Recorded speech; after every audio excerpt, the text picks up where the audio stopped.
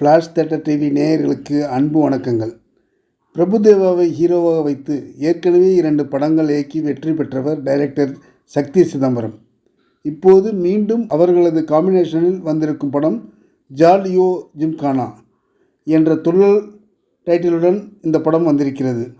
இந்த படத்தில் பிரபுதேவாவுக்கு வக்கீல் வேடம், நிறைய கோர்ட் சீன்ஸ் கிடையாது. அவரே ஒரு கேஸ் ஆகிறார் 4 பெண்களுக்கு. மடோனா உட்பட 3 மகள்களுக்கு தாய் அபிராமி. அவருக்கு கணவர் கிடையாது. ஒரு பிரியாணி கடை நடத்துகிறார்கள். அவர்களிடம் 2 லட்சம் ரூபாய்க்கு ஆர்டர் கொடுத்து பிரியாணி வாங்குகிறார் அரசியல்வாதி ஒருவர். ஆனால் உரிய பணத்தை கொடுக்காமல் பிரச்சனை செய்ய தாத்தா ஒய்ஜி மகேந்திரன் கொடுத்த ஐடியாபடி அபிராமி அண்ட் கோ வக்கீல் பிரபுதேவாவை போய் பார்க்கிறார்கள். அப்போது அவர் இறந்து கிடக்கிறார்.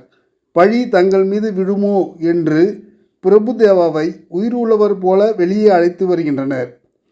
அதே சமயம் பிரபுதேவாவின் வங்கி கணக்கில் இருக்கும் 10 கோடி ரூபாயை வங்கி அதிகாரியை நம்ப வைத்து எடுக்க முயற்சி செய்கின்றனர்.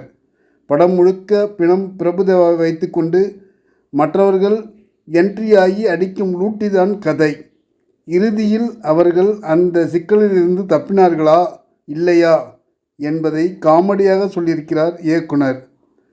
பாடலாசிரியர் பத்திரிகையாளர் ஜெகன் கவிராஜ் எழுதிய போலீஸை கட்டிக்கிட்டால் அட்டியால் அடிப்பான் என்று தாறுமாறான பாடல் தாறுமாறாக ஹிட் ஆகுமா என்று தெரியவில்லை. பிணமாக நடிப்பதில் முன்பு சாதித்து காட்டிய நாகேஷை இன்ஸ்பிரேஷனாக வைத்துதான் இதில் பிரபுதேவா நடித்திருக்க வேண்டும். ஜாலியோ ஜிம்கானா லேட்டஸ்டாக வந்திருக்கும் பிரபுதேவா படம். ஆனால் லேட்டஸ்டாக இல்லை. நன்றி, வணக்கம். எல்லாருக்கும் வணக்கம். நான் தான் மனஸ்வி. ஃப்ளாஷ் தியேட்டர் டிவிக்கு லைக் பண்ணுங்கள், ஷேர் பண்ணுங்கள், சப்ஸ்கிரைப் பண்ணுங்கள், கமெண்ட் பண்ணுங்கள். மறக்காமல் அந்த பெல் ஐக்கானையும் கிளிக் பண்ணிடுங்க. அப்போ தான் உங்களுக்கு நோட்டிஃபிகேஷன்ஸ்லாம் வரும். Thank you all. Bye bye.